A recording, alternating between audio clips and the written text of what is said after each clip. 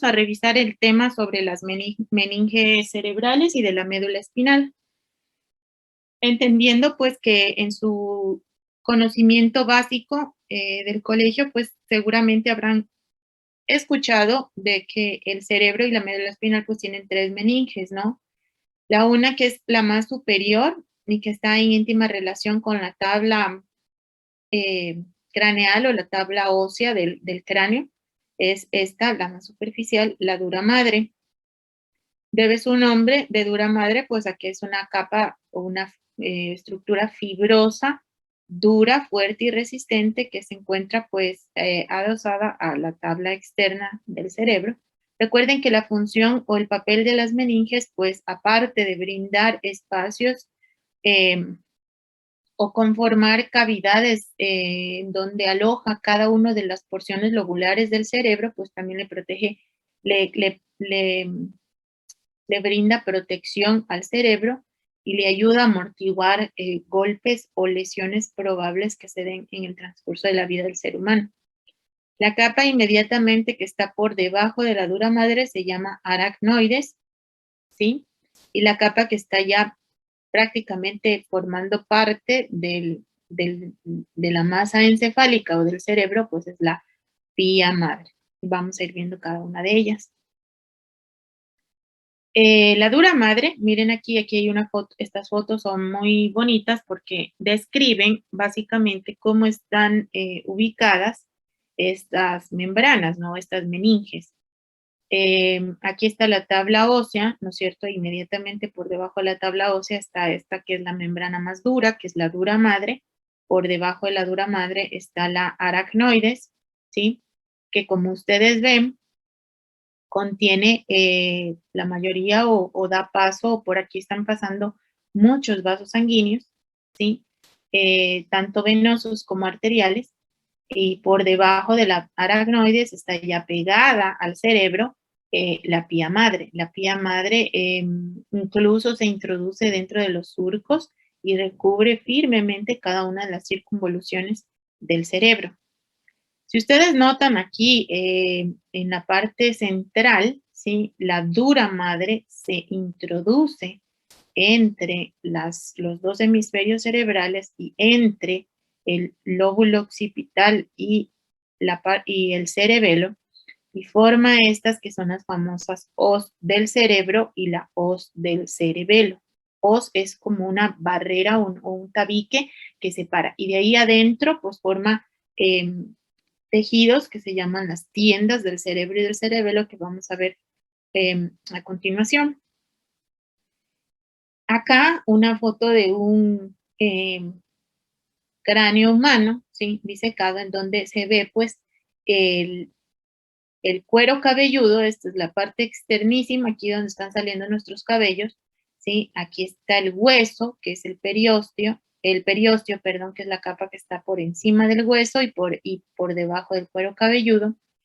Tenemos a la dura madre debajo del hueso, la aracnoides y la pía madre aquí como una película sobre el cerebro. Ahora, cuando una persona, ya aquí, desde afuera hacia adentro, si vamos viendo las capas que están formando parte, pues, o que están recubriendo, ¿no es cierto?, cuidando al cerebro, pues tenemos a la piel en primer lugar, luego tenemos al tejido celular subcutáneo, luego tenemos a la aponeurosis que está sobre la estructura epicraneal o el cráneo externo, tenemos al hueso, tenemos tenemos a la tabla interna ósea, ¿no es cierto? Aquí tenemos a la dura madre, esta de aquí, pega aquí adosada al hueso, pero la dura madre no es que está como una sola meninge cubierta al hueso, sino que se divide la dura madre como en dos capas. Esta de acá, que está adosada al hueso, y la de acá que está como pegada hacia la membrana aracnoidea o la aracnoides, ¿ya? Que es la propia capa meningia, esta que está acá abajo, de la dura madre. Luego viene la aracnoides, pues, y esta es la pía madre, ¿sí? Esta de aquí es la pía madre, la verdecita, y este ya es el cerebro. Cuando un individuo o una persona pues sufre alguna lesión o algún golpe que produce una lesión a nivel del cuero cabelludo que llega hasta verse acá, hasta el hueso del cráneo, se denomina a esa lesión como scalp, SCALP. ¿Y qué significa eso? Son las siglas, es una palabra en inglés que cada uno de sus letras corresponden a cada uno de los segmentos que se rompieron y que se están viendo pues a través de esa herida. Esas heridas del cuero cabelludo, el cuero cabelludo como es, miren ustedes, este es el cuero cabelludo, esta es la piel y miren cómo es ampliamente vascularizado. Por ello es que cuando uno se corta o tiene un corte en la cabeza, en el cuero cabelludo principalmente, pues, es una zona ampliamente sangrante. Lo otro del scalp hace referencia a la S de skin, de piel, a la C de tejido celular subcutáneo que se ve afectado. Todo lo que se corta forma parte de la palabra scalp. Primero la piel, S de skin piel, la C de tejido celular subcutáneo, de celular subcutáneo tissue, ¿ya? De ahí viene la A de aponeurosis, ¿sí? La aponeurosis. De ahí viene la L del músculo liso, o perdón, de la capa delgada, digamos, o de músculo que está sobre el cráneo, y la P de periósteo. Esas palabras, scalp, S-C-A-L-P, indica pues que se rompió por algún tipo de lesión o trauma, pues todas esas estructuras, la piel, el tejido celular subcutáneo, la aponeurosis, y que se ve hasta el cráneo, ¿ya? Y el músculo, perdón, y cráneo. Entonces eso significa la palabra scalp para que ya vayan conociendo ustedes. Aquí miren cómo el hueso del cráneo, pues ustedes ya saben eso a la perfección, es una tabla que se conoce como diploe porque tiene dos capas, ¿sí? Y que en su interior, a pesar de tener alto contenido de hueso esponjoso, porque es un hueso plano, o son huesos planos, perdón, los que forman parte de la calota craneana, pues le confiere mucha resistencia y dureza y firmeza para proteger a este órgano tan vital que es el cerebro. Aquí otra foto, pues chévere, en donde están viendo las hojas de las meninges, la dura madre, la capa externa que está pegada al hueso, la dura madre en su capa interna que está pegada a la aracnoides y por debajo del aracnoides la pía madre. Aquí estamos viendo cómo la dura madre, su capa, la capa de meningia propia de la dura madre, pues viene y forma la hoz del cerebro, ¿sí? Y bueno, ya me voy a ir explicando el resto. Entonces ahora sí vamos a ir hablando de la dura madre. Como les decía, la dura madre tiene dos capas. La capa endóstica, que es la que está pegadísima, que es esta de aquí, a la tabla ósea o el hueso, y la capa meningia propia de la dura madre. Vamos a hablar de la capa endóstica. La capa endóstica recubre toda la superficie del cerebro pegado, digamos, más que nada, recubre toda la superficie del hueso o de los huesos de la cavidad craneal, pero a nivel del agujero magno abajo en el occipital, esta no se continúa, esta capa endóstica de la dura madre no se continúa con la dura madre de la médula espinal, eso tienen que tener muy en cuenta. Esta capa endóstica de la dura madre sí se continúa o está recubriendo todos los orificios o agujeros del cráneo y se mezcla pues dentro de ellos con el periósteo de esas partes. A nivel de las suturas craneales, acuérdense donde están las pequeñas cantidades de tejido cartilaginoso, esa capa endóstica de la dura madre se continúa con los ligamentos que están ahí en las suturas o ligamentos suturales. La capa endóstica de la dura madre está mucho más adherida siempre a los huesos que están formando la base del cráneo. Aquí tenemos a la capa, vamos a ver a la capa endóstica, sí, esta de aquí que está bien adherida, pero esta no se continúa con la dura madre de la médula espinal. En cambio, la capa meningia de la dura madre, esa sí se continúa con la meninge o con la dura madre de la médula espinal a través del agujero magno hacia abajo. ¿Qué es la hoz del cerebro? Es esta estructura, esta de aquí es la famosa hoz del cerebro y está en la línea media, como ustedes ven, en la parte anterior está, se vuelve como un poco estrecha y se pega a la cresta frontal interna del hueso frontal y a la apófisis de la crista galli que está ahí, ¿sí? Hacia atrás se continúa y se fusiona en cambio con la tienda del cerebelo, que es una membrana que ya les voy a explicar luego. El seno sagital, bueno, al nivel de la hoz del cerebro y de la hoz del cerebelo, ustedes notan que existen unos espacios, ¿sí? Que están pintados de color azul aquí y están representando a unos sitios en donde llega las venas y drenan sangre venosa proveniente de las venas del cerebro y también provenientes del líquido cefalorraquídeo. Y son los famosos senos cerebrales, ¿sí? La hoz del cerebro, perdón, esta hoz del cerebro se continúa hacia atrás, digamos, y forma como el espacio en donde va a estar el seno sagital inferior, que está como hasta en relación con este margen libre que hace como una especie de concavidad inferior que ya les voy a mostrar en una foto más adelante. Pero lo importante es que sepan que esta hoz del cerebro pues proviene de la capa eh, de la dura madre y que está separando pues a ambos hemisferios cerebrales como ven aquí. Aquí tenemos, miren, a la hoz del cerebro, ¿sí?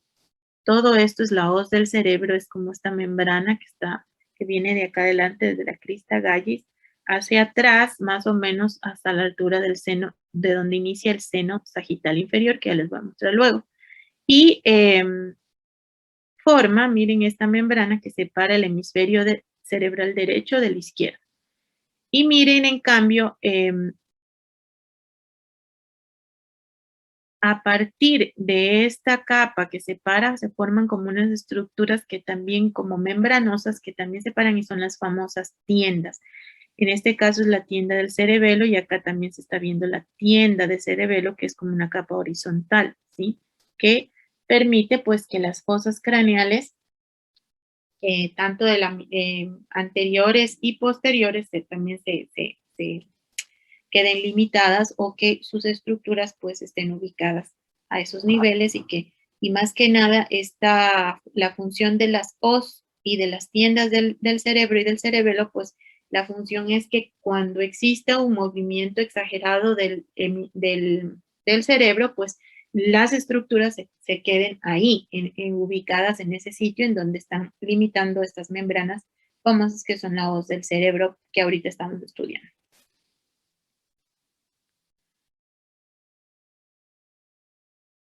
Los senos venosos, pues como les decía yo, son espacios o lugares o cavidades en donde van a drenar venas. Las venas cerebrales están llenos de sangre venosa y acá pues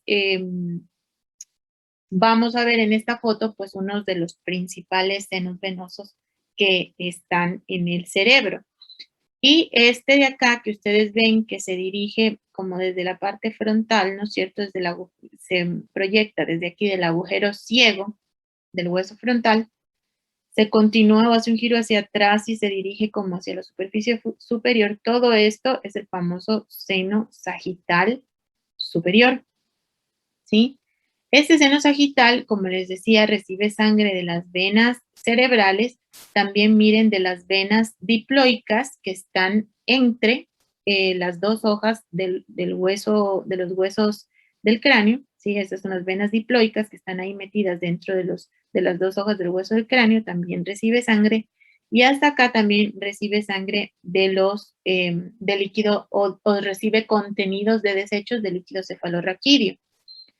El líquido cefalorraquídeo se está formando todo el tiempo y si no, y cuando hay un correcto flujo y drenaje y absorción del mismo, pues ese equilibrio entre líquido, entre la producción de líquido y la eliminación se mantiene y de esa forma pues no crecen los ventrículos laterales.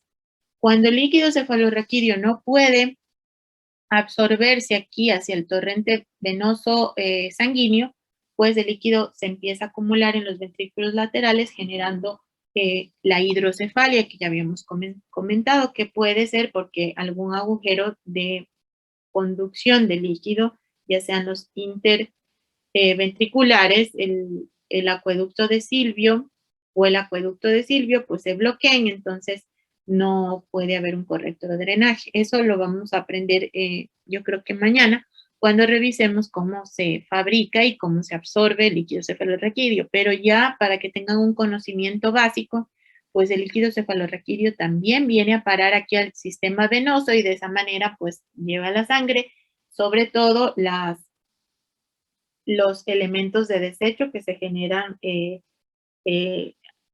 o los elementos de desecho de la neuroglia salen a través del líquido cefalorraquídeo hacia el torrente venoso. Pero bueno, volviendo acá. Entonces, este es el famoso seno sagital superior, ¿sí? Este de aquí, este de acá es el seno sagital inferior. Si ustedes ven, esta es la hoz del cerebro, ¿sí? Esta es la hoz del cerebro. Y cerca del margen en que la hoz termina, pues se encuentra este famoso seno sagital inferior, que hacia atrás se continúa con el famoso seno recto, que luego se une a los senos transversos que ya vamos a ver posteriormente. Pero eso, lo más importante ahora es que ustedes reconozcan, miren, aquí está la tienda del cerebelo, ¿sí? Esta es la hoz cerebral, esta es la tienda del cerebro, básicamente, y todas estas tiendas, ¿sí? Y os del cerebro, pues están formando como caminos o canaletes para los famosos senos venosos, que ahora pues hemos conocido ya al sagital superior, al sagital inferior, al recto, y ya más adelante les iré explicando. Aquí, por ejemplo, en esta foto, tenemos una foto muy bonita de todos los senos venosos, ¿sí? De la dura madre, que están en relación con la dura madre. Es decir, la dura madre abre camino o hace el camino para que estas estructuras que se llaman senos venosos se ubiquen ahí. Entonces, por ejemplo, aquí está el seno sagital superior, que sigue como el margen, ¿no es cierto?, de la hoz del cerebro, si ustedes ven. Aquí en el límite inferior de la hoz del cerebro tenemos al seno sagital inferior. Solo párenle bola ahorita lo que está dibujado de color verde, ¿sí?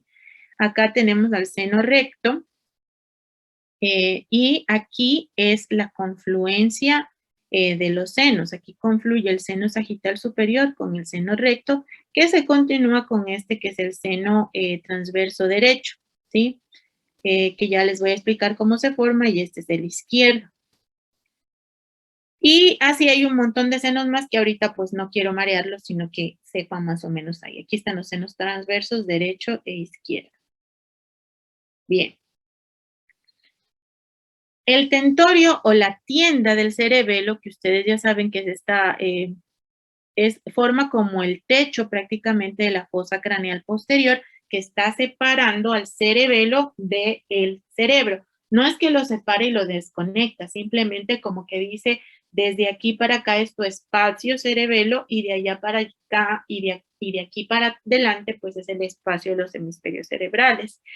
A pesar de que exista pues todas las estructuras entre el cerebelo, las conexiones que ya habíamos visto, pues persisten. Simplemente es como un espacio anatómico que está delimitando eh, un lado para un elemento anatómico y otro espacio para el otro elemento anatómico. Ustedes recordarán que la calota craneana pues se divide en una fosa craneal anterior, una media y una posterior, y acuérdense que el cerebelo está en la posterior, entonces por eso es que la tienda del cerebelo está formando el techo de esa fosa craneal posterior. Hacia anterior, esta tienda del cerebelo se presenta la famosa escotadura tentorial, ¿sí? O la escotadura del tentorio. Por aquí es donde va a pasar, ¿sí? Por esta escotadura del tentorio va a pasar el mesencéfalo, obviamente, y en el borde interno que es libre, ese se va a fijar al proceso clinoides anterior del hueso esfenoides, a cada lado. El borde externo de la tienda del cerebelo o de esta escotadura del tentorio va a estar en cambio adherido o fijo a los procesos clinoideos posteriores del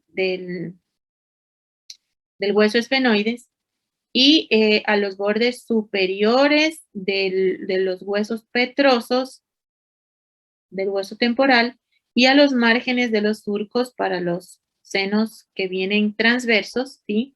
Estos senos transversos de aquí, sobre el hueso occipital, ¿sí? Esta escotadura del tentorio pues va a estar como fija a esas estructuras. La escotadura del tentorio cerca de la porción petrosa del hueso temporal forma como un bolsillo debajo del seno petroso superior,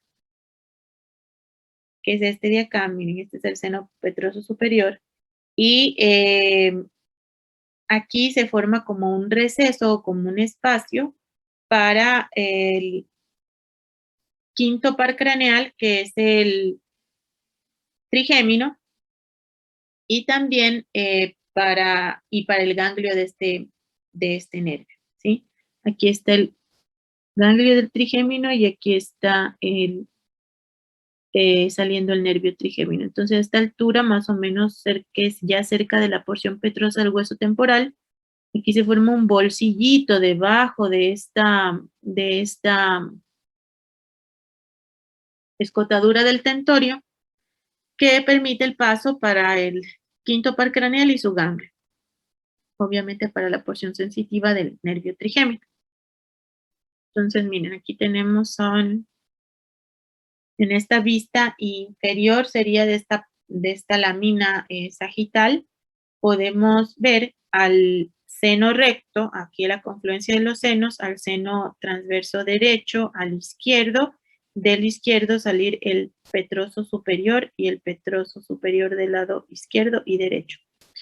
Y aquí está la famosa escotadura de esta tienda del cerebelo, con su borde externo y su borde libre, como les había dicho.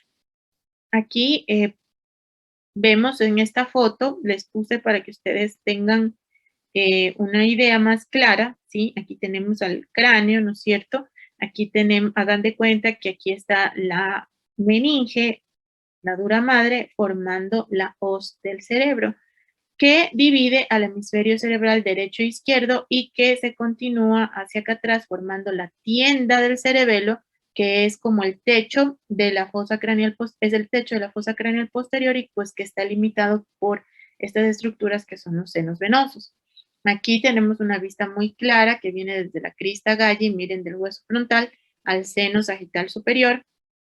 Acá tenemos al seno sagital inferior y hagan de cuenta que aquí está pues la lámina de la hoz del cerebro. Acá tenemos al seno recto, ¿no es cierto? Aquí está el seno transverso, a los senos transversos que vienen para acá, pero que aquí en esta foto no están. Aquí es una imagen, en cambio, disecada de un cadáver, en donde miren, aquí está el seno sagital superior, ¿sí? Y el seno sagital inferior, seno recto, y para acá vienen los senos transversos.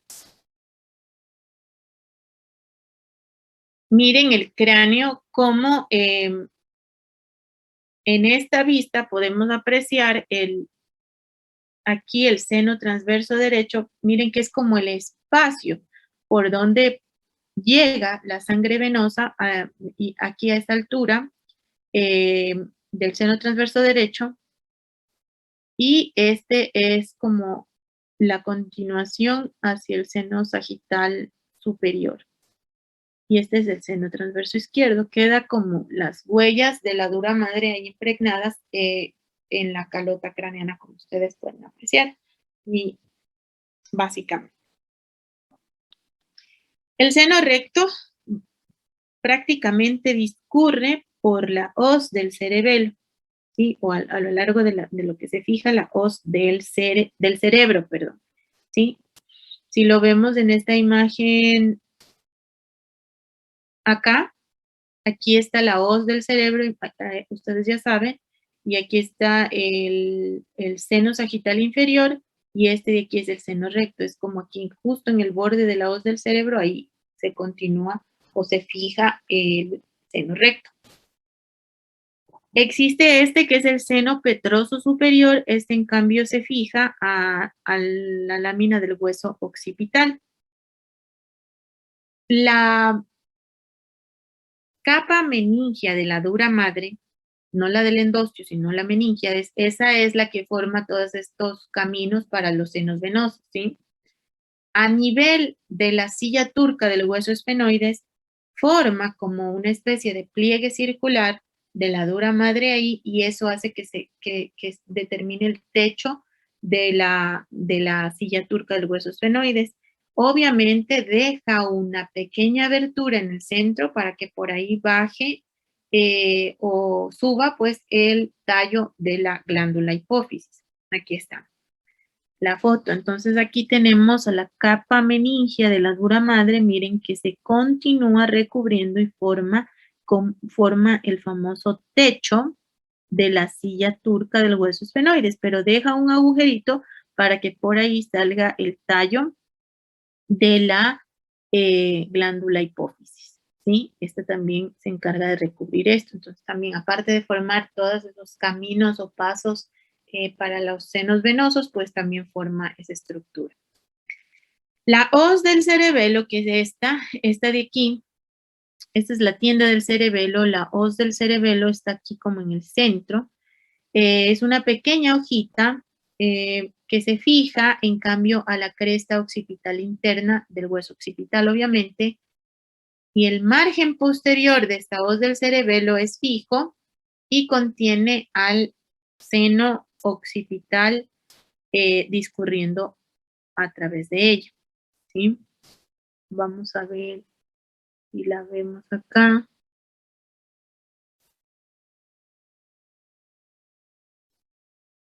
En fotos posteriores, veamos si acá la tengo al seno occipital.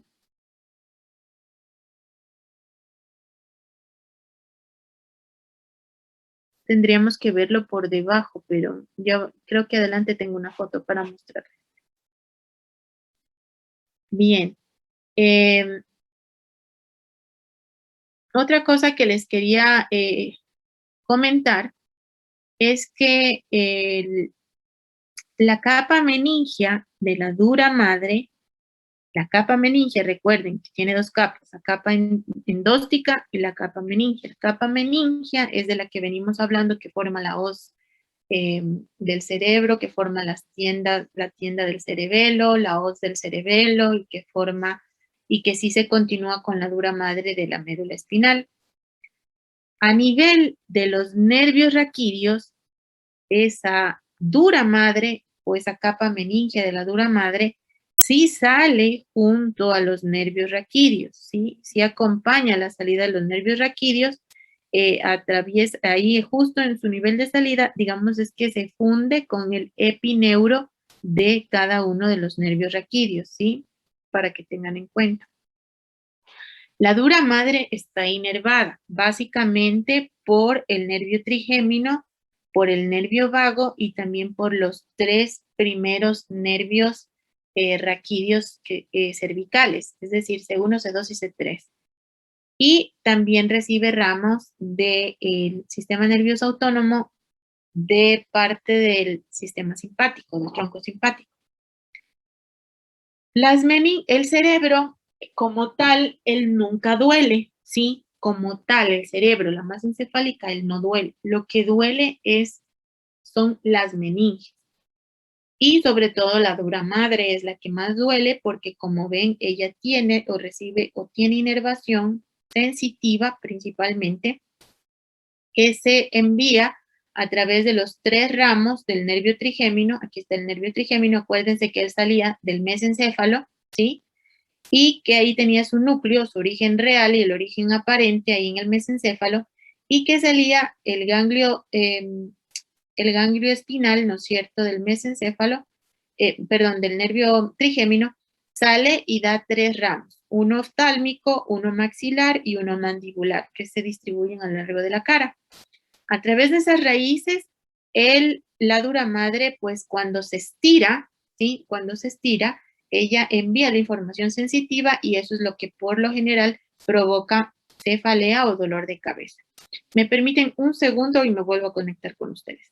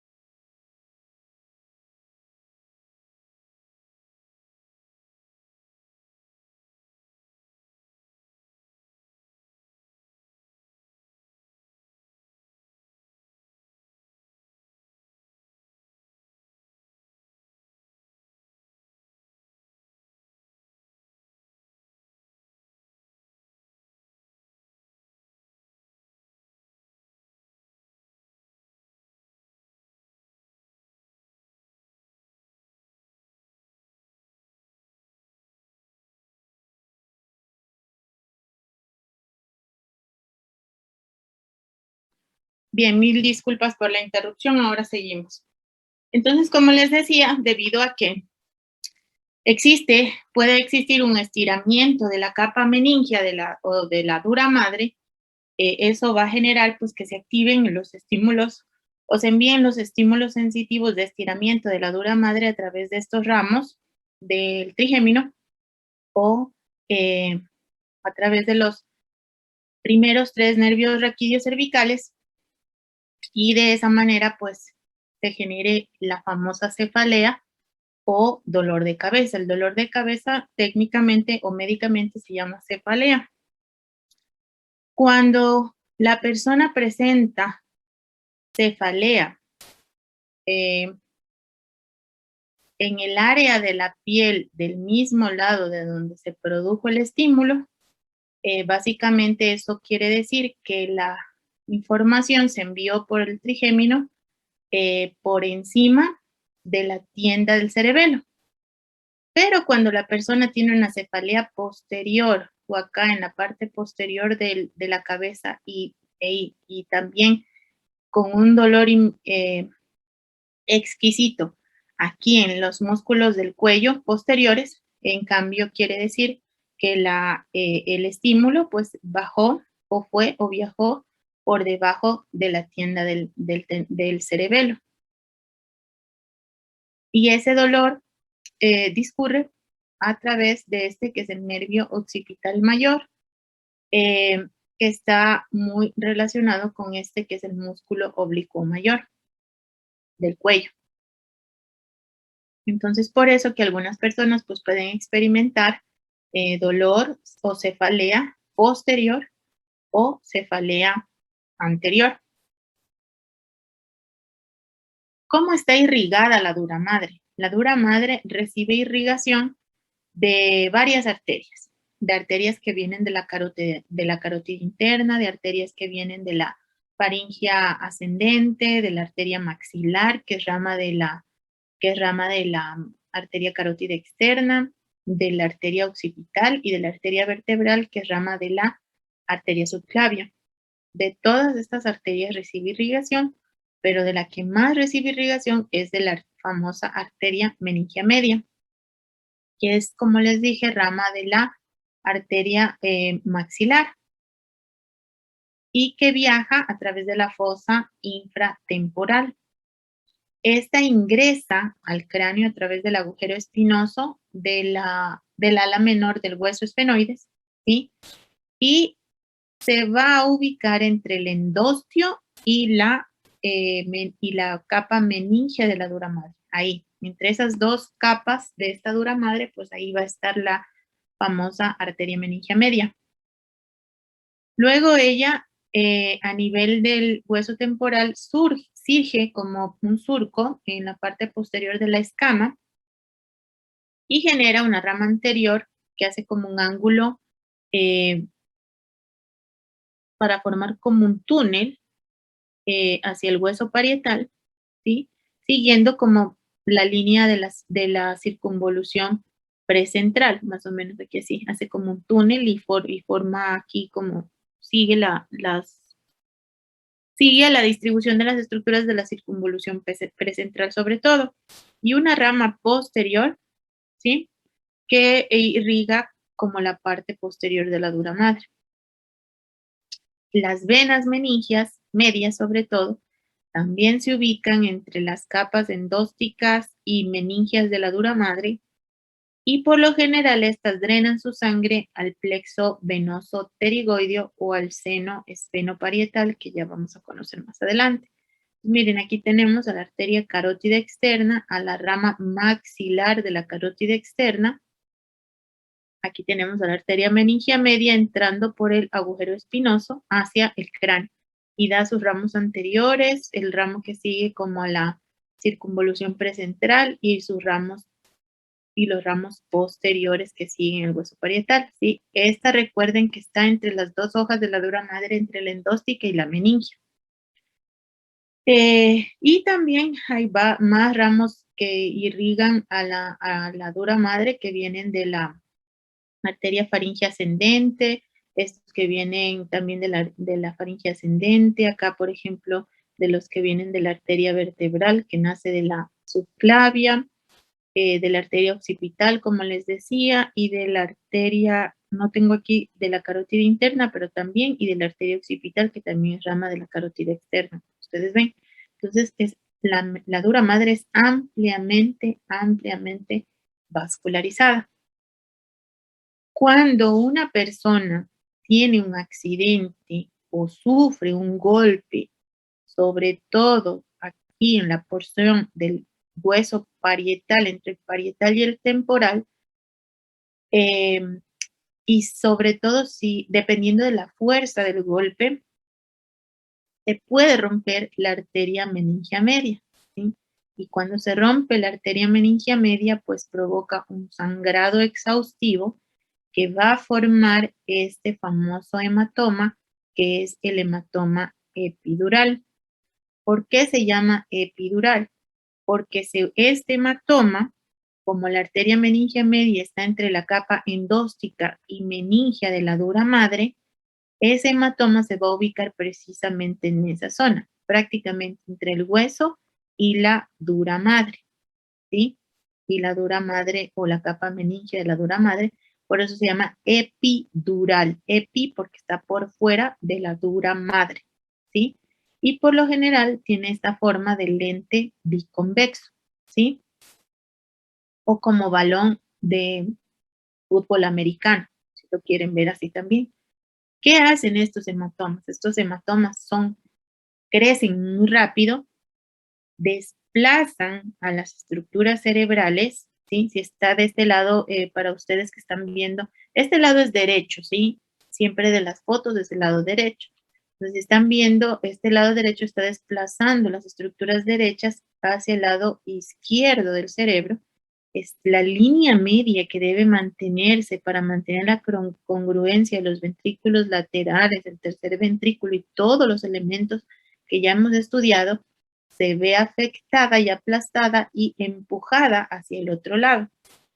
Mientras esto esté aquí, está ocupando un espacio que le roba al cerebro y eso hace que dentro del cráneo aumente la presión. Esto va a generar mucha cefalea porque está irritando a la meninge, a la dura madre, obviamente. Por eso es que las personas que tienen estos hematomas presentan como signos o como síntomas, perdón, mucha cefalea, entre otros síntomas, ¿no? Y a medida que este hematoma crece, puede desplazar tanto las estructuras y hacer que las estructuras que están aquí de la médula oblongada se hernien y la persona se muera. Por eso es que este hematoma es uno de los hematomas que deben resolverse de manera más emergente en las unidades de trauma o de cualquier hospital. Este es el famoso hematoma epidural. Si es que no digamos que no llega a morirse la persona, pero si no se resuelve a tiempo, pues el paciente puede quedar con serios secuelas, tanto motoras como sensitivas, porque recuerden que esta masa está creciendo y está ocupando un espacio importante del cerebro y no es que esté ahí y que no le haga nada al cerebro, pues sí, lo está aplastando y probablemente genere un daño de las neuronas de este lado y la persona tenga problemas motores y sensitivos del lado, sobre todo motor, del lado contralateral y sensitivo puede tener del mismo lado donde está la lesión o del lado contrario también, por la vía de los lemniscos que bajas acá. Entonces, por eso esto representa una verdadera emergencia y luego vamos a conversar más sobre el asunto. Ahora vamos a seguir hablando de los senos venosos de la dura madre. Entonces, los senos venosos, sí, que son, cuya función es recibir sangre proveniente de las venas del cerebro, como les decía, y del líquido cefalorraquídeo, que viene desde el espacio subaracnoideo. Y en ese espacio subaracnoideo, pues están las famosas vellosidades aracnoideas, que son como los vasos sanguíneos que provienen de esa capa del aracnoides, que es como la más vascularizada. Y pues toda la sangre que se recolecta a través de los senos venosos del cerebro va a drenar finalmente a las dos venas yugulares, ¿sí? Internas. Los senos venosos, todos por dentro, están tapizados por endotelio, que es el epitelio de los vasos sanguíneos. Son de paredes gruesas, pero a diferencia de las venas, no tienen músculo formando parte de su estructura histológica, ni tampoco tienen válvulas como si tienen las venas. Existen unas venas que se llaman las venas emisarias. Esas son las que conectan básicamente a los senos venosos con esas venas diploicas que yo les había mostrado acá, que están entre las dos tablas óseas del cerebro. Por aquí estas. Las venas emisarias es como unas venitas que salen de los senos venosos, conectan a los senos venosos con las venas diploicas que están en el espacio, en la diploe del hueso craneal.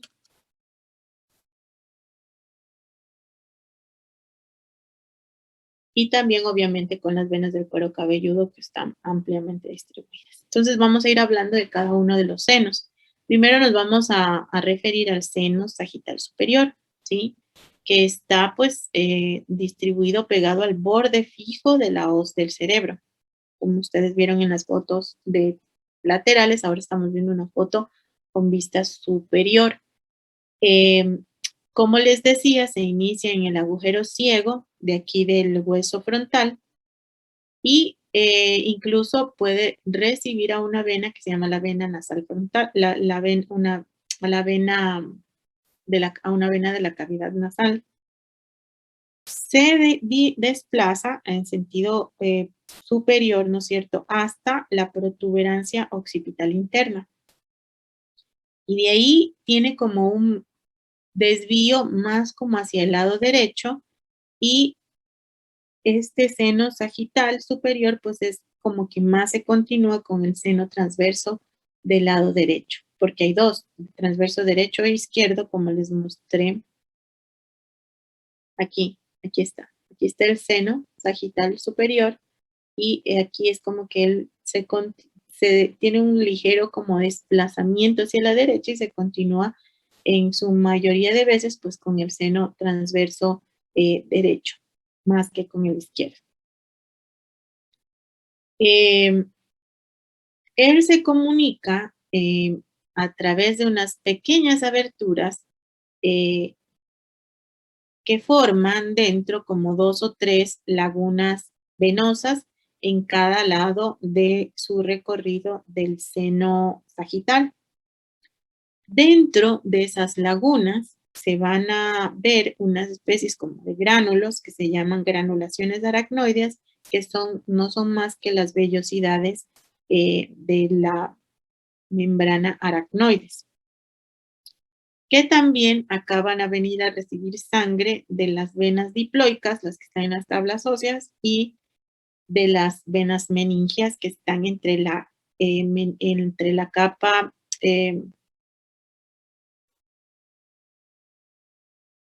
endóstica y meningia de la dura madre.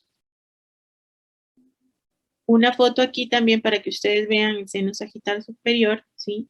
Nuevamente, como él luego pues hace como un girito a la derecha y se continúa más con el seno transverso derecho. Aquí están las venas cerebrales superiores que vienen a drenar sangre también aquí a este seno, como ustedes pueden apreciar. Y acá otra foto en donde miren cómo el seno está discurriendo aquí entre la hoz del cerebro y aquí están las lagunas con las vellosidades o granulaciones aracnoideas dentro de él.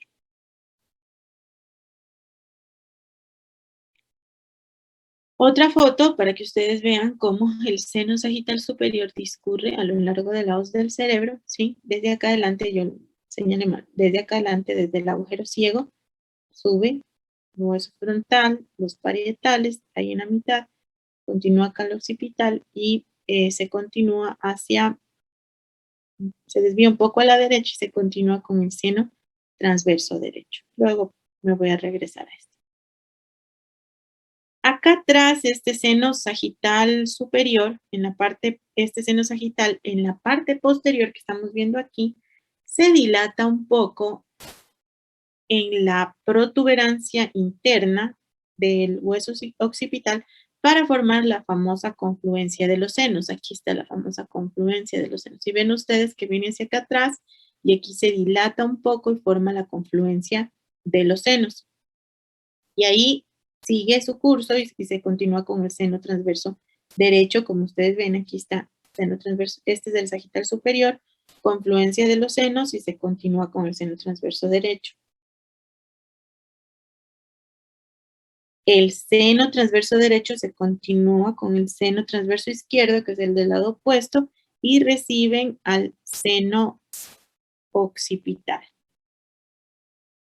Este es el sagital inferior. El seno sagital inferior, que es este de acá, está en el borde libre de la hoz del cerebro. Atrás, miren, se une a esta, que es la vena cerebral magna, o mayor o superior. En el margen libre de aquí, de la tienda del cerebelo, forma otro seno, que es el seno recto. ¿Sí? Este seno recto recibe pocas venas cerebrales que vienen de la superficie medial de cada uno de los hemisferios cerebrales. El seno recto, ¿sí? Está aquí en la línea de unión entre la hoz del cerebro y la tienda del cerebelo, ¿sí? Que recuerden forma el techo de la fosa craneal posterior. Básicamente este seno recto se forma por la unión del seno sagital inferior con la vena cerebral magna, ¿sí? Hace como un giro a la izquierda y derecha para formar los senos transversos, ¿sí? Los senos transversos, que son derecho e izquierdo, tienen su inicio a la altura de la protuberancia occipital interna, en el hueso occipital, obviamente. El derecho se continúa con el seno sagital superior, y el izquierdo se continúa, el derecho se continúa con el seno sagital superior y el izquierdo se continúa con el seno recto, como ustedes pueden apreciar. Estos están ocupando como el margen fijo de la tienda del cerebelo, perdón, que está sobre el hueso occipital y hace como un ángulo a nivel póstero inferior del hueso parietal. Hacen como una especie de ángulo para acá adelante. Aquí se recibe a los senos petrosos superiores, reciben sangre los senos transversos reciben sangre también de las venas cerebrales inferiores, también de las venas cerebelosas y de las venas diploicas de las tablas óseas. Estos, su fin, digamos, se continúa o se desvían hacia abajo como los famosos senos sigmoides. El seno transverso finaliza como los senos, hacen como un desvío para abajo y forman los senos sigmoides. Los senos sigmoides, como les digo, son continuación de los senos transversos y estos tienen como un giro hacia abajo y hacia medial, hacia abajo y medial. Y hacen como una huella en el margen del hueso, más o menos a la altura de la porción mastoidea, del hueso temporal. Y ahí se ubica una estructura que se llama el antromastoide. Se continúan o se comunican con la parte posterior del agujero yugular, con el bulbo superior de la vena yugular interna, que luego pues es la que a la final drena toda la sangre de estos senos venosos del cerebro. El seno occipital, en cambio, es pequeño y está como siguiendo el margen fijo de la hoz del cerebro, ¿sí? Y se inicia acá cerca del agujero magno, aquí es su origen, y se continúa con las venas cerebrales, ¿sí? Venas vertebrales, perdón, que luego bajan y se juntan y forman parte también de las venas subclavias. Recuerden que las venas pues vienen de abajo para arriba, las arterias son de arriba para abajo, ¿no? Entonces vienen las venas vertebrales y se continúan por el margen fijo de la hoz del cerebro y forman el famoso seno occipital de acá de la dura madre. Básicamente este seno occipital drena en la confluencia, aquí en esta porción que era la famosa confluencia de los senos, que era la proyección del seno sagital superior. Entonces, sagital superior, confluencia de los senos, el sagital superior se continúa con el seno transverso derecho. Luego, el sagital inferior recibe sangre de la vena cerebral magna y se continúa con el seno recto. El seno recto está en la confluencia de los senos transversos derecho e izquierdo. El izquierdo termina en los senos sigmoideos, acuérdense, y los senos sigmoideos dan origen o continúan con los senos petrosos superiores, ¿sí? Básicamente. Existen además otros senos que se llaman los senos cavernosos. Estos, en cambio, se ubican como en la fosa craneal media, a cada lado de los cuerpos del cuerpo del esfenoides.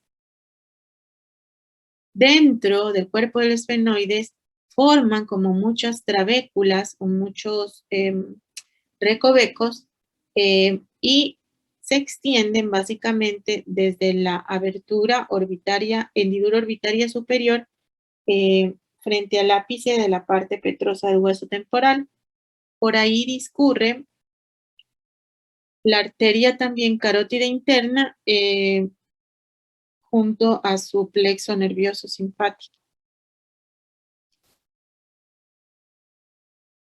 Por esta porción o por los senos cavernosos también va a estar saliendo el nervio abducens. ¿Cuál era el nervio abducens?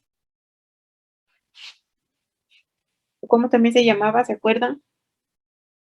Motor ocular externo. Ya, entonces el número 6, ¿no es cierto? El número 6 de los pares craneales.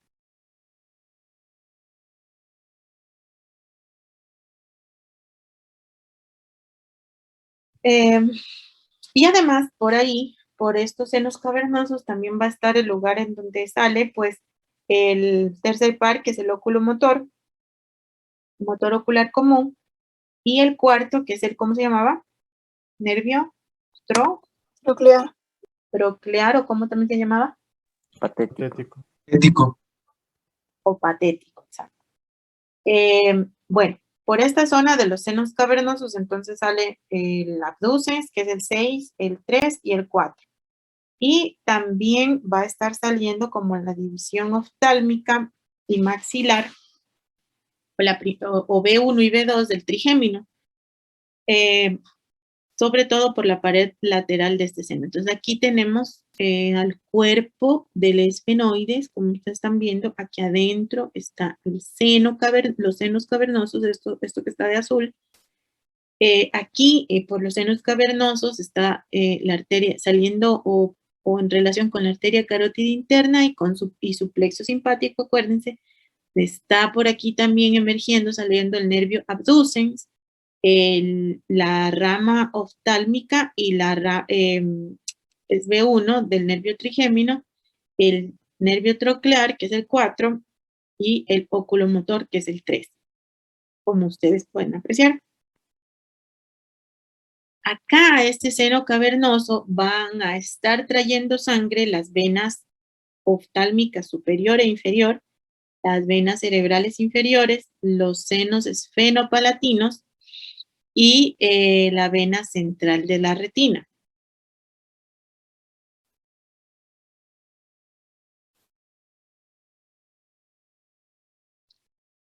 Acá los senos cavernosos que están en el cuerpo del hueso esfenoides, esa sangre de ahí va a drenar hacia atrás, hacia los senos petrosos superior e inferior, ¿sí?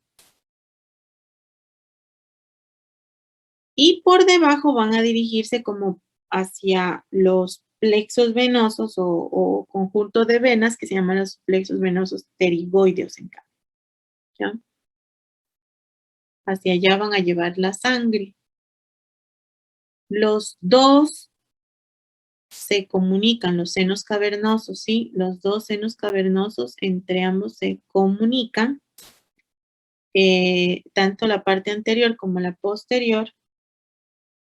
Su trayecto, miren, está dado como alrededor de la silla turca del hueso esfenoides, rodeando al tallo de la glándula hipófisis. Imagínense, aquí está la hipófisis en medio y bueno, estos senos están ahí como al lado, ¿no? Cada seno se va a comunicar a través de o con la vena facial, a través de la vena oftálmica superior. Entonces, eso determina, pues, que cuando uno tiene alguna infección en la cara, ya sea, por ejemplo, sobre todo esta infección de los dientes o de las muelas, ¿sí? Que puede generar mucho pus, ese pus de la porción, sobre todo el área maxilar, a través de la vena oftálmica superior, puede viajar esa infección a la vena facial y como la vena facial se comunica con los senos venosos, los senos cavernosos, están dentro del hueso esfenoides y como este se comunica a través de los senos, petrosos superior, inferior y con este plexo pterigoideo, puede infectarse todo el cerebro porque está llevando esa infección a todas las venas del cerebro y pues por ahí diseminarse una infección que tuvo su origen en la muela y que puede irse al cerebro por estas vías. Los senos petrosos superiores e inferiores, esos siempre van a estar como entre los márgenes superior e inferior de la porción petrosa, el hueso temporal, pues por eso se llaman petrosos. Cada uno de los senos superiores drena al seno cavernoso y luego al seno transverso, llevando esa sangre. Los senos, en cambio, petrosos inferiores van a drenar en el seno cavernoso primero y luego esa sangre pues va a fluir a través de los plexos pterigoideos hacia la vena yugular interna directamente. Entonces, básicamente hemos visto cómo se estructura todo este sistema venoso que lleva pues la sangre venosa de todas las venas cerebrales y también del líquido cefalorraquídeo, recoge los desechos aquí, drena el líquido cefalorraquídeo y de esa manera pues luego pasa a través de las venas yugulares internas al torrente circulatorio de tipo venoso también.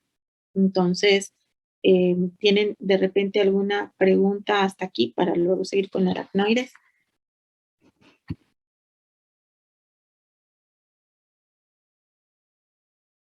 También como el hueso del esfenoides, miren, acuérdense que él está en la base del cráneo y también, por ejemplo, como está en íntima relación con con las cámaras aéreas que están en la cara, ¿no? Y con la arteria carótida, con las ramas oftálmicas y todo, cualquier infección, también de los sinusoidal o de los senos paranasales, puede viajar a través de estas cámaras o de estos huesos y llegar a estos senos cavernosos y diseminarse hacia el cerebro. Entonces es importante pues tener en cuenta esto. El líquido cefalorraquídeo que está en el espacio subaracnoideo fácilmente gracias a estas que son las se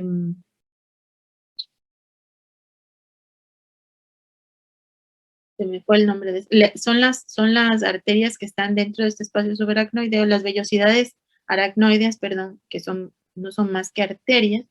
Gracias a estas también vierten sus productos de eliminación y desecho hacia los senos venosos que hemos visto. Bien, la siguiente membrana es la membrana aracnoide. ¿Sí? Ya vimos a la dura madre con su capa endóstica pegada al hueso y su capa meningia propia, ¿no es cierto? Luego debajo, inmediatamente debajo de la capa meningia de la dura madre está la aracnoides, ¿sí? Es esta de aquí. El espacio que se forma virtual entre la dura madre y la aracnoide se llama el famoso espacio subdural, porque está debajo de la dura madre, ¿sí? El otro se llama epidural, el de debajo de la dura madre se llama subdural. Esta es como una película, no es así grandísimo el espacio, pero aquí fluye un líquido que permite el roce entre ambas capas, dura madre y aracnoides. En cambio, la aracnoides está separada de la pía madre gracias al espacio subaracnoideo, porque está debajo del aracnoides, ¿sí? Tanto la superficie interna y externa de la aracnoides, la interna es la que está en relación con la pía madre y la externa es la que está en relación con la dura madre, están recubiertas por células mesoteliales aplanadas, que es como su epitelio, ¿sí? Nuevamente aquí estamos viendo, miren, la piel, el periósteo, las dos tablas, la dura madre, ¿sí? En su hoja endóstica y su hoja meningia, como viene y forma la hoz del cerebro. Aquí está el seno sagital superior, aquí está y esto lleno de sangre venosa. Acá está el espacio subdural entre la dura madre y la aracnoides, y este es el espacio subaracnoideo entre la aracnoides y la pía madre, que es la que está, la película que está encima ya del cerebro. Bien, la aracnoides, pues esta básicamente forma como unos puentes sobre todos los surcos en la superficie del cerebro. La aracnoides y la pía madre van a estar ampliamente separadas por unas estructuras o digamos, se separan la aracnoides y la pía madre y forman unas cisternas, subaracnoideas se llaman. Y hay la cisterna cerebelo-medular que se ubica entre la parte inferior del cerebelo y el techo, entre la parte inferior del cerebelo y el techo del cuarto ventrículo, y otra que es la cisterna interpeduncular que se ubica entre los pedúnculos cerebrales. Todas las cisternas siempre van a estar intercomunicadas por el espacio subaracnoideo. Como ven, aquí tenemos a las venas diploicas, ¿sí?, que se juntan a la vena a través de las venas emisarias que comunican también a las venas del cuero cabelludo, como ustedes ven, con las lagunas venosas que se forman en el seno sagital.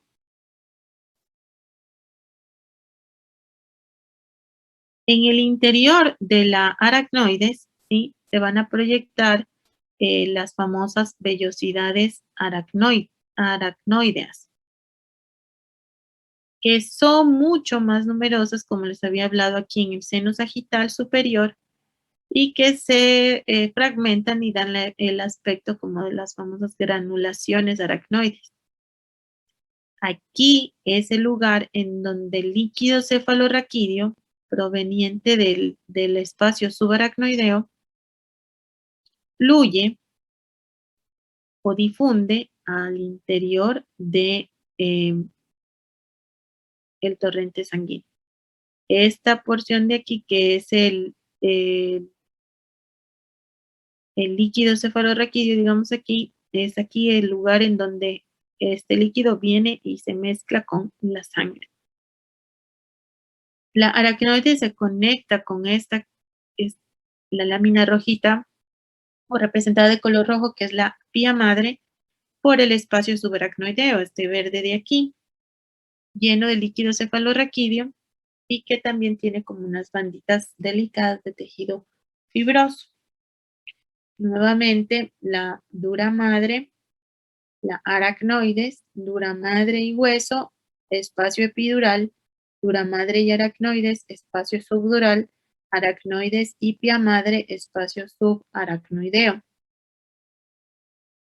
Y aquí tenemos al seno sagital superior.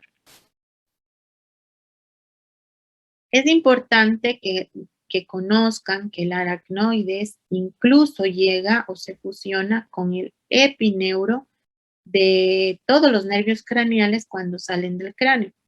Y en el nervio óptico del ojo forma como una especie de vaina que incluso se proyecta hacia el interior de la cavidad orbitaria, ¿sí?, a través del canal óptico, y se fusiona con la esclerótica de los ojos. El líquido cefalorraquídeo siempre va a estar fluyendo en el espacio subaracnoideo y se va a formar en los plexos coroideos que están a ese nivel. El espacio subaracnoideo, este de aquí, se va a extender a través del espacio subaracnoideo por el conducto ependimario y se continúa a través de la médula espinal, más o menos hasta el nivel de S2. Pasa con el torrente sanguíneo a través de la comunicación que existe de las vellosidades aracnoideas o las granulaciones aracnoideas con los senos, sobre todo con el seno sagital superior. Transporta los desechos, el líquido cefalorraquídeo hacia el torrente venoso, los desechos provenientes de la neuroglia del cerebro, de la médula espinal, y también ese espacio pues puede transportar más elementos de desechos provenientes de del trauma, de alguna lesión que sufra la persona o incluso se dice que también influye mucho en la función hormonal.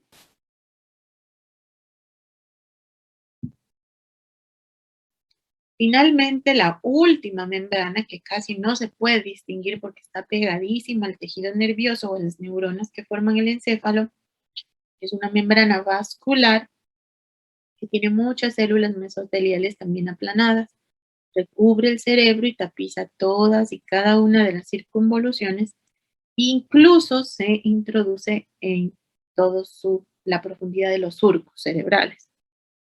Sobre los pares craneales también se extiende y se fusiona con el epineuro, la pía madre. Aquí, en la pía madre, entre la pía madre y el tejido nervioso, pues van a estar las arterias cerebrales, ¿sí? Que están aquí prácticamente en la pía madre y por eso la conoce como la parte más vascularizada. De la pía madre, acuérdense que van a salir, o esta es la que va a formar básicamente la tela coroidea, que está en el techo del tercer y cuarto ventrículo, y que se funde con el epéndimo para formar los famosos plexos coroideos. Y finalmente, ya casi para terminar, las meninges también están recubriendo a toda la médula espinal en su trayecto.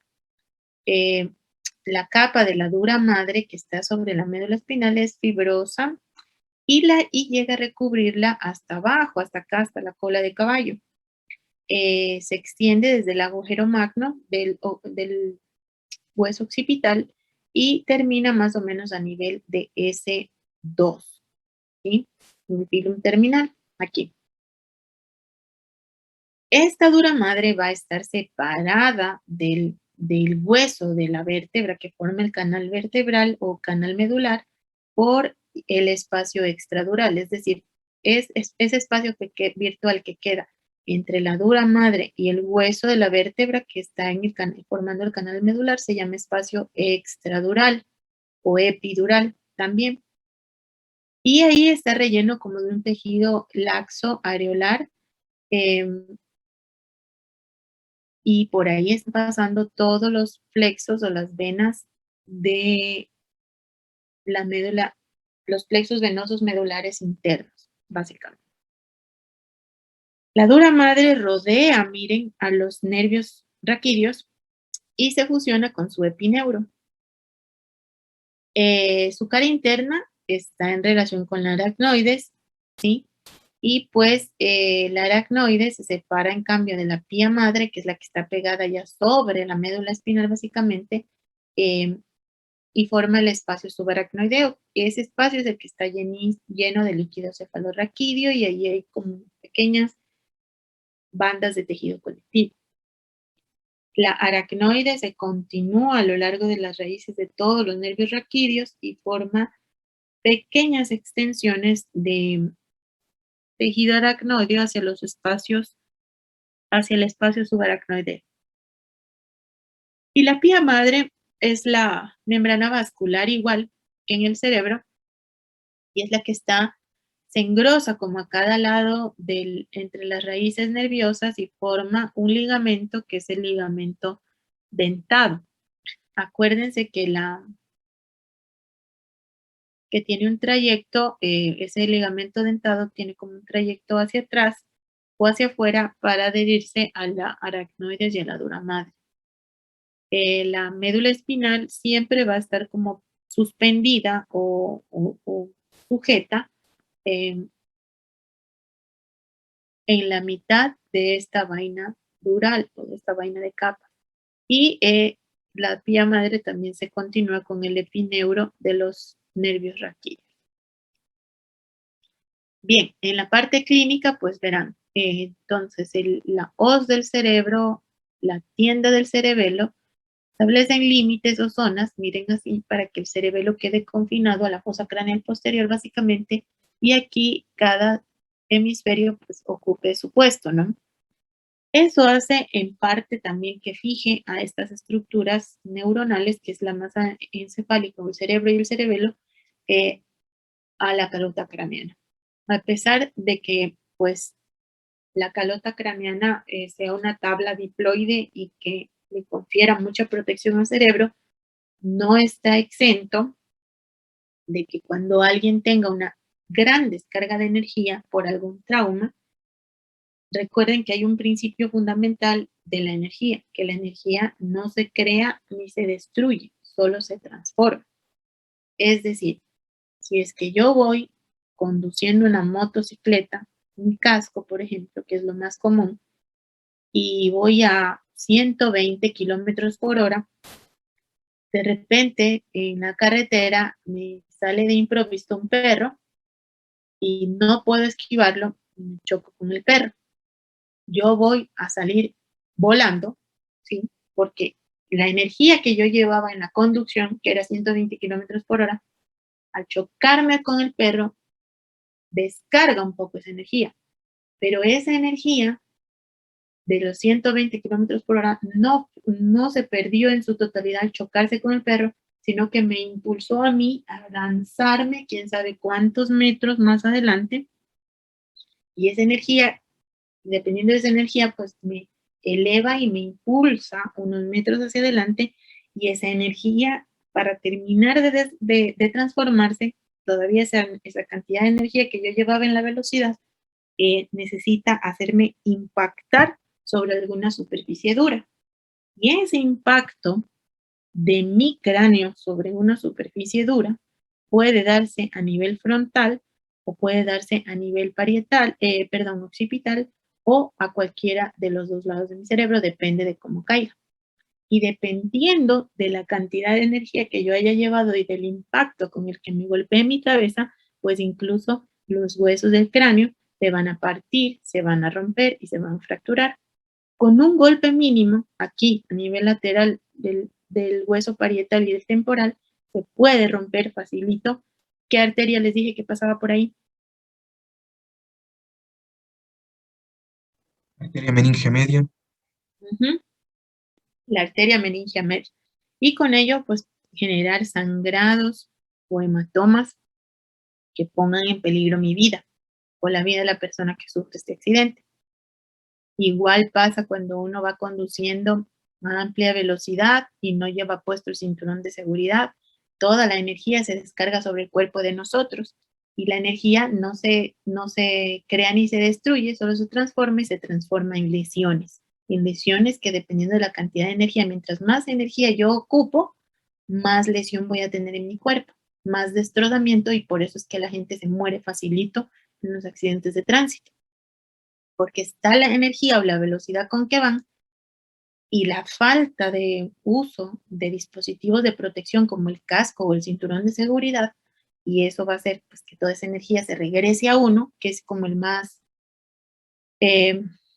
propenso a sufrir lesiones. Primero se puede dañar el carro, pero el carro a veces no es suficiente, se destroza el carro y luego viene y nos destroza a nosotros, porque todo tipo de lesión es solamente energía que regresó hacia el cuerpo de nosotros. No sé si me explico.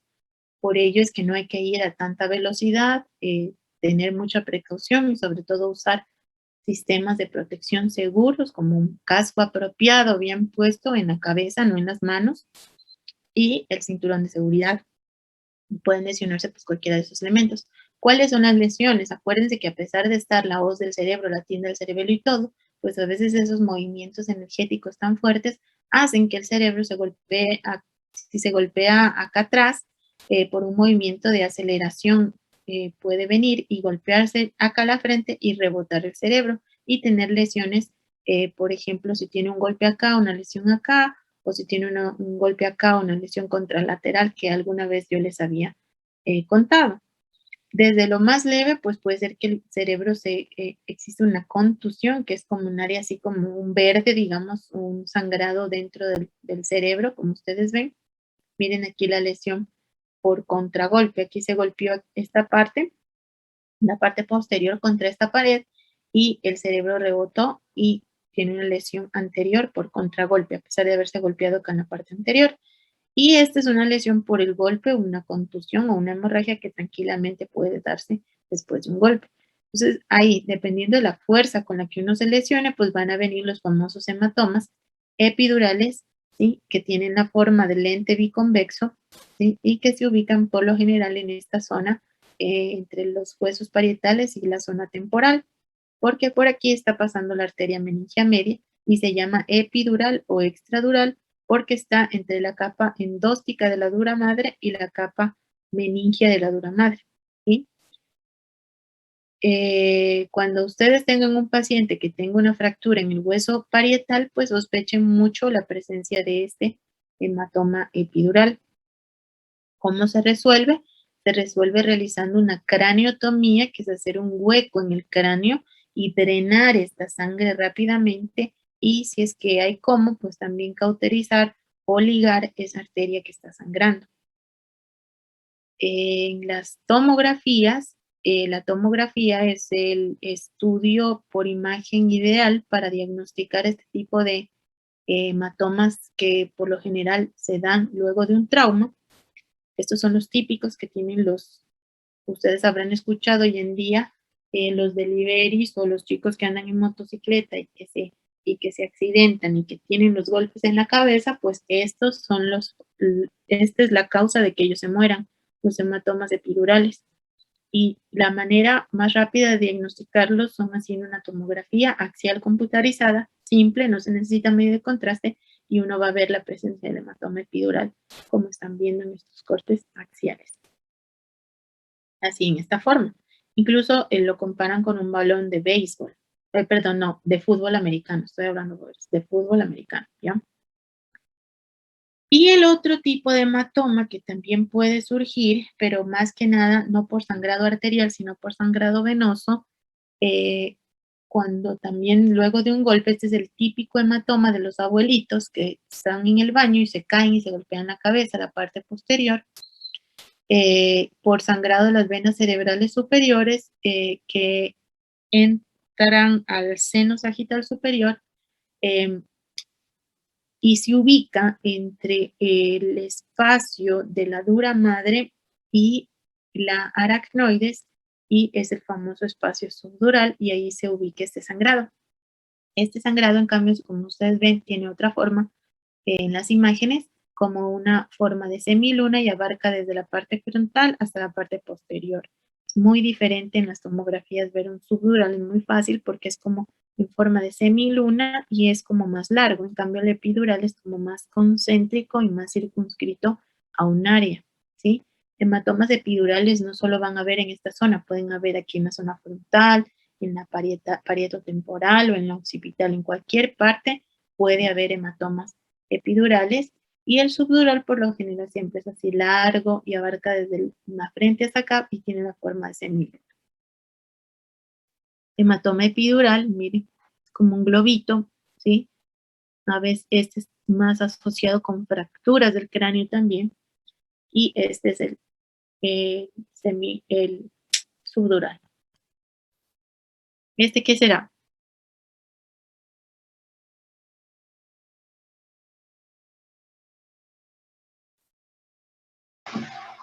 La hemorragia de la arteria meningia media.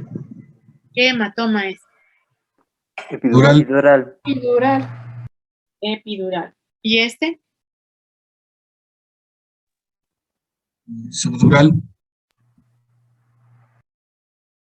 ¿Quién dice subdural como el compañero?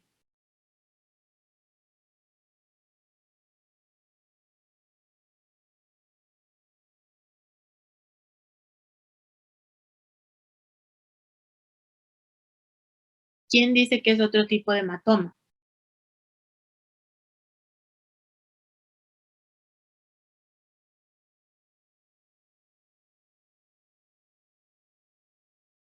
Nadie.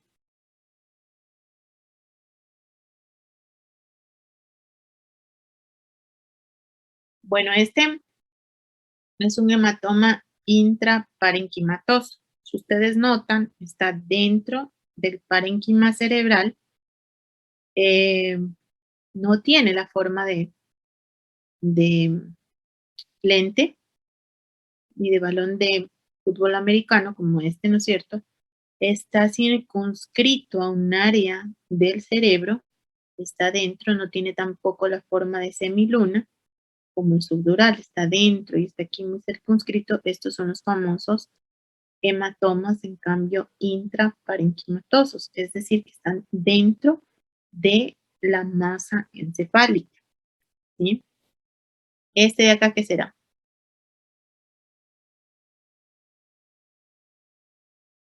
Subdural. Subdural, sí, porque tiene la forma de semiluna, por lo general abarca desde el área frontal hasta la occipital, como ustedes ven. Miren lo que hacen los hematomas ocupan espacio. Lamentablemente el cráneo, como es hueso, pues no puede extenderse si es que hubiera la presencia de un sangrado aquí inesperado o que no debe de estar. Entonces este espacio del sangrado está desplazando al cerebro, miren, y la línea media que debe de estar normalmente aquí en el centro, bien estructurada, y los ventrículos laterales, verse bien, miren cómo se desplazan hacia el lado contralateral. Y eso va a generar secuelas o problemas tanto motores como sensitivos, incluso disfunciones de los pares craneales que salen a la altura de cualquier segmento de estos del diencéfalo, pues en el futuro. Ya cuando veamos los pares craneales, que es lo que nos falta ver después, vamos a ver bien cómo se manifiestan cuando ellos se aplastan o se lesionan, producto de cualquier lesión, ya sea subdural, ya sea epidural o sea intraparenquimatosa. Pero todos estos cuerpos extraños, porque son esta sangre, pues no es normal que esté ahí, desplazan la línea media cerebral y comprimen los ventrículos y todos los elementos. Si comprimen los ventrículos laterales, ¿qué también va a comprimir de ese lado, que están al lado de los ventrículos laterales? ¿Cómo se llama el elemento que está al lado de los ventrículos laterales? Cabeza del núcleo caudado. Exacto, el núcleo caudado. Y si comprime acá el ventrículo tercero, pues también va a estar presionando al tálamo y obviamente la persona, si presiona al tálamo y lo daña, pues va a tener lesiones también de tipo sensitivo. Obviamente está afectando las circunvoluciones precentral y la precentral y va también a lesionar el área motora. Está afectando aquí a la cápsula interna, está dañando quizás neuronas que pues luego le pasen factura a esa persona si es que no se atiende a tiempo y pues quede con secuelas muy graves motoras sensitivas e incluso pues dependiendo del área, miren, de la corteza cerebral también incluso puede tener hasta dificultad de expresarse o dificultad para ver, etcétera, etcétera, etcétera. Entonces, todos estos conocimientos anatómicos luego los vamos a ir conjugando para ir viendo casos clínicos o casos de pacientes que han sufrido lesiones. Acá, por ejemplo, miren, cuando el hematoma está en agudo, se ve así como de color blanco en la tomografía. Pero cuando ya ha pasado mucho tiempo, los hematomas toman este color como un poco más gris, y eso indica que ellos se están como que tratando de reabsorber, pero obviamente como la cantidad de sangre es tal o es abundante, no es posible que ellos lo logren por la naturaleza, sino que necesitan ser evacuados a través de cirugía lo más pronto posible. Han visto a las personas que cogen y sacuden a los niños así en el aire, los sacuden y los levantan y los botan y no sé qué. Es el famoso síndrome del niño sacudido. ¿Y qué pasa? Cuando a los bebés jamás hay que hacerle ese tipo de movimiento porque ustedes están simulando como si él tuviera un accidente de tránsito sin casco, ¿sí? ¿Qué pasa? Aquí se rompen las venas cerebrales y también los senos superiores, los senos venosos, y le generan un sangrado, ¿sí? De tipo subdural al niño, al lactante, porque la compresión antero-posterior del cerebro desgarra la fijación anterior de la hoz cerebral que está sobre el tentorio de la tienda del cerebelo y eso genera un sangrado. Y el niño pues va a que no saben por qué, después de sacudirlo así tan fuertemente, pues el niño ¡pum!, se deprime, se deteriora o no vuelve a ser igual.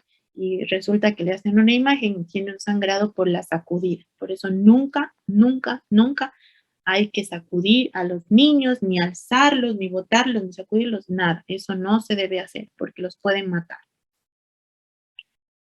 La cefalea, que es el dolor de cabeza, pues por lo general se presenta por una distensión de las meninges, sobre todo de la dura madre, que ya saben ustedes que está inervada por el trigémino y también por los 3 nervios cervicales raquídeos, los 3 primeros nervios cervicales raquídeos. Si la cefalea tiene su origen por arriba de la tienda del cerebelo, le va a doler a la persona aquí la frente y como que el área de la cara, porque es la inervación o el territorio inervado por el trigémino. Pero en cambio, si la cefalea tiene su origen por debajo del tentorio, proviene de los 3 primeros nervios cervicales y le va a doler la parte posterior de la cabeza 1 y el cuello. La cefalea o las meninges también se pueden irritar, no solo porque se estiren, sino también por cuando se infecta. Por ejemplo, en el caso de las meningitis, que son unas infecciones provocadas por una bacteria que se llama meningococo, que pueden invadir estas zonas y generar infección, y eso va a producir una cefalea muy fuerte y rigidez de los músculos del cuello. La presencia de tumores dentro del cerebro también va a hacer que se expanda, pues como es un cuerpo extraño, es algo que no debe estar ahí, va a ocupar un espacio y eso va a hacer que se irriten las meninges, y por eso es que algunas personas cuando tienen tumores cerebrales el debut inicial puede ser una cefalea intensa que no se ve con analgésicos comunes. La migraña es un tipo de enfermedad que se transmite de forma hereditaria y que por algunos factores desencadenantes en diferentes seres humanos como el chocolate, el café, el no dormir, el frío, cualquier estímulo, pues pueden hacer que las venas, que las arterias, perdón, cerebrales y ramas de la arteria carótida externa se vasodilaten, es decir, se hagan como más anchas. Entonces eso va a generar una cefalea de tipo migraña que puede ser holocraneal, o sea que te duela una parte de la cabeza o una mitad del cráneo, o bicraneal o total que te duela todo, o puede ser una migraña anterior o una migraña posterior.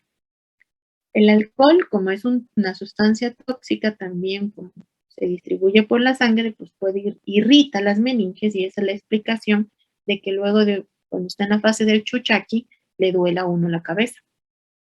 Y cuando hay enfermedades de los dientes o de los senos paranasales y los ojos, hay que tener mucho cuidado de esas infecciones y controlarlas a tiempo, porque ya saben que por medio de los senos cavernosos, pues puede ir esa infección y disiparse al cerebro, y un cerebro infectado, pues prácticamente es igual a muerte, porque es muy difícil de controlar ese tipo de infecciones. Bien. ¿Tienen alguna pregunta sobre las meninges? Verán que hasta aquí todo lo que hemos visto pues va a entrar en el examen del día lunes 3 de mayo, 21:30, que ya saben. El día de mañana pues vamos a ver los ventrículos, el sistema ventricular y cómo se absorbe y cómo se produce el líquido cefalorraquídeo. Y si nos da tiempo, son medio largos estos capítulos. Déjenme ver qué sigue.